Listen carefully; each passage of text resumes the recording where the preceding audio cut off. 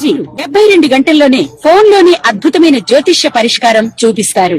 నమ్మండి, నమ్మకపోండి, ఇది నిజం. శ్మశాన కాళి రుద్ర చౌడీదేవి ఆరాధకులు నంబర్ 1 వశీకరణ స్పెషలిస్ట్ గురూజీ. మనిషి పుట్టుక నుండి చనిపోయే వరకు వచ్చే అన్ని క్లిష్టమైన సమస్యలకు పరిష్కారం ఇక్కడ లభిస్తుంది. విద్య, ఉద్యోగం, వ్యవహారం, స్త్రీ ప్రేమ, పెళ్లి, సంతానం, స్త్రీ పురుష వశీకరణం, భూవశం, భార్యాభర్తల కలహాలు, కోర్టు సమస్యలు, విడాకుల సమస్యలు, చేతబడి, అప్పుల బాధ, ఇంకా మీకు ఎలాంటి సమస్యలు ఉన్నా 72 గంటల్లోనే. ద్వాదశ రాశుల్లో ఒకటి మీనరాశి అనగానే సెన్సిటివ్ తత్వంతో మనకు కనిపిస్తుంది, జలతత్వంతో మనకు కనిపిస్తోంది, జాలితత్వంతో మనకు కనిపిస్తూ ఉంటారు. అలానే వారికి ఎదుటి వారికి ఎవరికైనా సహాయ సత్కారాలు చేస్తూ ఉంటారు.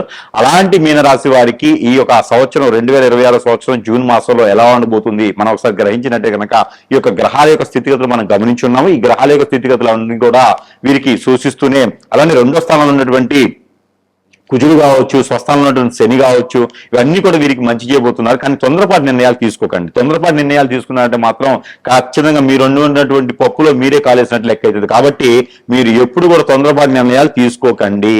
అలానే ఆరోగ్య సమస్యలు కొంచెం సూచిస్తున్నాయి కాబట్టి మీరు ఎక్కువగా నిమ్మకాయలు వాడండి. సో ఈ యొక్క జూన్ మాసం మొత్తం కూడా ఎక్కువగా నిమ్మకాయలు వాడటం, ఎగ్గులు, మనకి కోడి గుడ్లు ఉంటాయి కదా, అవి ఎక్కువగా తినేదానికి ప్రయత్నం చేయండి. ఇక గురువు గారు చెప్పారు కదని చెప్పి అదే ఆహారంగా చేసుకోకుండా ఎక్కువ శాతం తినండి, కానీ రోజు మొత్తం అవే తినకండి. రోజుకు 2 కన్నా ఎక్కువ తినకూడదు. అలాంటి తినడం ద్వారా మీకు ఇమ్యూనిటీ పవర్స్ అనేది కొంచెం ఎక్కువ అవుతాయి. మీకు ఒబిసిటీ లాంటి ఏమైనా ఉంటే కూడా తగ్గేదానికి ఎక్కువ అవకాశం ఉంది. ఎందుకంటే ఈ మాసంలో మీకు వచ్చేటువంటి ఆరోగ్య సమస్యలు అయితే ఆస్తమా, ఒబిసిటీ, ఎసిడిటీ లాంటి సమస్యలు ఉన్నాయి. కాబట్టి వాటికి అనుకూలంగా ఉండేందుకు ఈ 2 పరిహారాలు మీకు చెప్తూ ఉన్నాను. అలానే యూరిక్ యాసిడ్ ప్రాబ్లం కూడా మీకు కనిపిస్తూ ఉంది. కాబట్టి నిమ్మకాయలు కానీ, యాపిల్ పండు కానీ ఎక్కువ తింటూ ఉండాలి మీరు. అలా తిన్నప్పుడు మీకు ఆరోగ్యం కూడా కొంచెం మంచిగా ఉండేదానికి కనపడుతూ ఉంది. ఇకపోతే గ్రహాల యొక్క స్థితిగతులు మరొకటి చెప్తా ఉన్నాయి. మీకు గురు బలం, శుక్ర బలం కూడా ఎక్కువ సూచిస్తూ ఉంది. ఎవరికైనా సరే కలత్ర దోషం, పెళ్లి కాకుండా ఎన్నో సంవత్సరాల నుంచి ఇంట్లో ఉండేటువంటి వ్యక్తులు ఎవరైనా ఆడవారు కానీ మగవారు కానీ ఉంటే గనక వారికి కూడా ఈ కలత్ర దోషం నుంచి బయటపడేసి, ఎందుకంటే కర్కాటక రాశిలో ఉన్నటువంటి గురువుతో కూడినటువంటి రాహు, గురువుతో కూడినటువంటి శుక్రుడు ఉన్నాడు. కాబట్టి ఈ జూన్ మాసంలో మీకు పెళ్లి కాకపోయినప్పటికీ మన అబ్బాయి మన అమ్మాయి అనిపించుకునేలాగా సంబంధాలు కూడా వచ్చి కుదిరేలాగా కూడా కనబడతా ఉన్నాయి. కాబట్టి ఆ విధంగా మీరు ప్రయత్నం అయితే చేయండి. ఇది ఎప్పుడు అంటే కనుక జూన్ 14వ తారీఖు తర్వాత ప్రయత్నం చేస్తే ఖచ్చితంగా జూలై 14వ తారీఖు లోపు కనుక మీకు మంచి అమ్మాయి, మంచి అబ్బాయి సంబంధాలు అయితే మీకు వస్తాయి. పెళ్లి అయిన వారైతే ప్రయత్నం చేయకండి. పెళ్లి ఇప్పటివరకు కాని వారైతే మాత్రం ఖచ్చితంగా ప్రయత్నం చేయండి. అలానే ఆదాయ వనరులు కూడా మీకు మంచిగా లబ్ధిపడుతూ ఉంటాయి. చేపల చెరువులు, రొయ్యల చెరువులు లాంటివి, కొబ్బరి బొండల తోటలు లాంటివి, అలానే మీకు సపోటా లాంటివి, అలానే మీ యాపిల్ పండ్లు లాంటివి, అలానే మామిడి తోటలు లాంటివి, నిమ్మ తోటలు లాంటివి అన్ని కూడా మీకు అద్భుతంగా ఉన్నాయి. కంది, పత్తి లాంటివి కూడా మీరు వేసుకోవచ్చు. పంట భూములు పండించేటువంటి రైతులుగా కూడా మీరు ఎదుగుతానికి అవకాశాలు మెండు కనిపిస్తున్నాయి. ఇప్పుడు వరకు ఎన్నిసార్లు మీరు లాస్ అయినప్పటికీ కూడా చేపల చెరువులు మళ్ళీ వేయండి. ఈసారి లాస్ అయ్యేటువంటి అదృష్టం లేదు. మీకు మంచి లాభదాయకమైనటువంటి ఆదాయం వస్తేయడానికి మీకు కనపడుతోంది. కాబట్టి ఆ విధంగా ప్రయత్నం చేయండి. ఇంక ఏ రంగంలోకైనా ముందుకు వెళ్ళాలనుకున్న వారు, ఏ రంగంలో మీరు ముందుకు ఉన్నవారు, ఏ రంగాన్ని ప్రేమించేవారు, ఇంకా విదేశానికి వెళ్ళాలనుకున్న వారు అందరూ కూడా ఈ చిన్న పరిహారం చేసుకుంటా ఉండండి. ఈ పరిహారంతో పాటు మీనరాశి వారికి ప్రత్యేకించి ఒక పరిహారం ఏంటంటే గోధుమ పిండి తీసుకుని 1 పావు కిలో దాన్ని ఒక పూరి పిండిలకు ఉండలు చేయండి. ఉప్పు వేయకుండా ఉండలు చేసి 11 ఉండలు చేసుకొని మీ కోరినటువంటి కోరికలు కొంగు బంగారంగా ఏం కోరికలు ఉన్నాయో ఒక చిన్న పేపర్ మీద కోరికలు రాసుకొని ఒక్కొక్క ఉండలో ఒక్కొక్క కోరిక పెట్టేసి, ఒక కోరిక అన్ని ఉండలేని పెట్టవచ్చు. పెట్టేసి ఏదైనా గురువారం రోజులు, శనివారం రోజున సాయం సంధ్యలో అవన్నీ కూడా నెత్తిని పెట్టుకొని పోయేసి ఇక్కడ మీకు దగ్గరలో ఉన్నటువంటి చెరువు, వాగు, ఏరు, సెలయేరు, బ్రహ్మకొండం ఇలాంటి కాలువల దగ్గర, నదుల దగ్గర, సముద్రాల దగ్గర ఏదైనా మీ సమీప దూరంలో ఉంటే గనక అవన్నీ కూడా అందులో వేసేసేయండి. అలా వేయటం ద్వారా మీరు ఈ మాసాలు ఒక్కసారి చేసిన చాలు. అలా వేయటం ద్వారా మీకు అన్ని రకాల సానుకూల పడేటువంటి వాతావరణం అయితే మీకు లభ్యపడతా ఉంటుంది. ఇక ఇవన్నీ కూడా కాకుండా ఇవన్నీ అవుతూనే గురువుగారు మీరు చెప్పినట్టు జరగట్లేదండి, మా జాతకంలో కాదు ఏదో జరుగుతుంది, మాకు అర్థం కావట్లేదు అంటారా?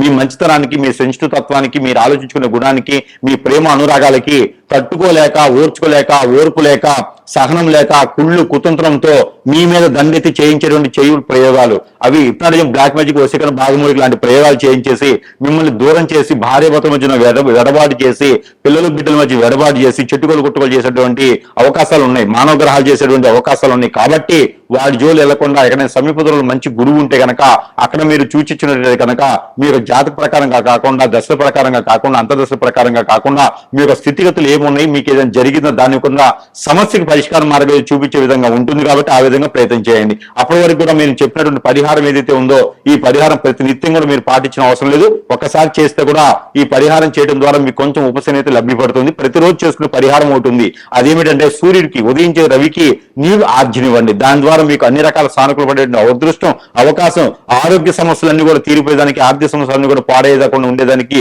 చాలా అద్భుతంగా ఉంటుంది. పెళ్లి చేసుకుంటే చాలా అద్భుతంగా ఉంటుంది. పెళ్లి కాని వారు ఎవరు ఉంటే ప్రయత్నం చేయండి. ఇలాంటి చిన్న చిన్న పరిహారాలు చేసుకుని అదృష్టవంతులు వచ్చి జూన్ మాసం 2020 సంవత్సరం. జయ శ్రీమన్నారాయణ. ఇకపోతే ఈ రాశి వారి గనక ఈ చిన్న పరిహారం చేసుకున్నట్టయితే గనక కొంతమేర మొత్తం పూర్తిగా దారిద్ర్యం పోయేటట్టు లేకపోయినా కొంతమేర అయితే అదృష్టం అయితే ఉంటుంది. మిశ్రమ ఫలితాలు అయితే లబ్ధి పొందుతాయి. ఇంకా కూడా మీకు ఈ ఫలితాలు సరిపోవట్లేదు అనుకుంటే గనక ఖచ్చితంగా మనము మంత్రోచ్చారణ చేసినటువంటి ఎన్నో రకాలైనటువంటి వస్తువుల్ని మనం ప్రజల వద్దకి చెంతకే చేర్చేటువంటి సదవకాశం కూడా మన దగ్గర లభ్యపడుతుంది. కాబట్టి ప్రతి ఒక్కరు గురువు దగ్గరికి రావాలి అనేటువంటి సమయం దొరకపోవచ్చు. కానీ మీరు మొబైల్ ద్వారా కానీ ఎన్నో రకాల సదుపాయాలు ఉన్నాయి. వాటి ద్వారా మీకు సంప్రదిస్తే కనుక మీ సమస్య ఏముంది, ఆ సమస్యకు తగ్గటువంటి పరిష్కార మార్గం కింద వస్తువు రూపాన మంత్రోచ్చారణ చేసిన వస్తువులు మీ చెంతకే చేర్చేటువంటి దానికైతే ఉన్నది. కాబట్టి ఆ మేర సంప్రదించవచ్చు. అలానే మీకు ప్రతి ఒక్కరికి కూడా దేవుని అనుగ్రహం అనేది ఖచ్చితంగా కావాలి. ఇక ఈ రాశి వారైతే కనుక చిన్న పరిహారం చేసుకోవచ్చు. అయితే పరిహారం కింద ఏమిటంటే గనక దేవుని అనుగ్రహం ముందుగా చూసినట్టయితే గనక మీరు అందరూ కూడా ఈ యొక్క మాసం జూన్ మాసంలో కనుక దత్తాత్రేయ స్వామి వారిని ఆరాధించిన, దత్తాత్రేయ స్వామి వారికి అభిషేక అర్చనలు హోమాలు చేపించిన, దత్తాత్రేయ స్వామి వారి యొక్క ఆలయం వద్దన దత్తాత్రేయ స్వామి వారికి ఆలయాలు సపరేట్ గా ఉండవు. దత్తాత్రేయ స్వామి వారి ఆలయం ఎక్కడ ఉండిద్దంటే గనక సాయిబాబా గారి ఆలయంలోనే దత్తాత్రేయ స్వామి వారు ఉంటారు. అక్కడ ఏదైనా గురువారం సాయం సంధ్యల నుంచి రేత్రి గాని లేదా మంగళవారం రేత్రి గాని గనక మీకు ఇంట్లో ఏదైనా కీడు జరిగినా, ఇంట్లో ఏదైనా మీకు అపకీర్తి గాని, ఇంట్లో ఏదైనా మీకు నిద్ర పట్టకపోయినా, చిరాగ్గా ఆదాయం రాకపోతున్నా, చెట్టుకోలు కొట్టుకోలు అవుతున్నా, ఇలాంటి సమస్యలతో బాధపడేవారు ఎవరైతే ఉంటారో వారు ఈ జూన్ మాసంలో ఏదైనా మంగళవారం లేదా గురువారం రోజున ఏదో ఒక్క రోజైనా సరే అందరూ వెళ్ళేసి ఆ దత్తాత్రేయ స్వామివారు ఉండేటువంటి ఆలయంలో గనక నిద్రించండి. అవకాశం ఉంటే గనక ఖచ్చితంగా నిద్రించండి. ఆ రోజు నేల పడకే చేయాలి. అలానే నాన్ వెజ్ భుజించకూడదు. శాకాహారులుగా వెళ్ళి నిద్రించండి. అలానే గనక దత్తాత్రేయ స్వామి వారికి 5 నారికేళములు సమర్పించండి. ఆ నారికేళములు 5 కూడా అక్కడే వదిలివేయాలి. ఇంటికి తీసుకుపోయి పిల్లలకు చట్నీ చేసి పెట్టకూడదు, అవి అట్లే వదిలేయాలి. అలానే దత్తాత్రేయ స్వామి వారికి గోధుమ రొట్టెలు, ఈ గోధుమ రొట్టెల్ని మనం ఉప్పు వేయకుండా కాల్చేసి దాంట్లో బెల్లం కలిపేసి అక్కడ స్వామివారికి నైవేద్యం పెట్టి ఆ నైవేద్యాన్ని ఎంతమందికైనా సరే ప్రసాద రూపంగా సమర్పించుకుంటే గనక ఆర్థిక సమస్యలు, ఆరోగ్య సమస్యలు, నరదిష్టి, నరదోష, శత్రుభయం, అలానే పితృదోషాలు కూడా మీకు కొంతమేర ఉపశమనత లభ్యపడుతూ ఉంటుంది. అలానే ఈ రాశి వారికి ఎవరికైనా పెళ్లిళ్ళు అవ్వట్లేదా? పెళ్లిళ్ళై కూడా భార్యాభర్తలు దూరంగా ఉంటున్నారా? పెళ్ళై కూడా పిల్లలు పుట్టట్లేదా? వ్యాపార వృద్ధి రావట్లేదా? ఇవన్నీ మీకు ఉన్నాయంటే గనక మీరు కొత్తగా ఏదైనా వ్యాపారం మొదలు పెట్టాలన్నా, విదేశీ ప్రయాణం ఏదైనా చేయాలనుకుంటున్నారా? ఇవన్నీ కూడా మీరు మోసపోకుండా ముందుకు వెళ్ళేదానికి చిన్న పరిహారం చేసుకోండి.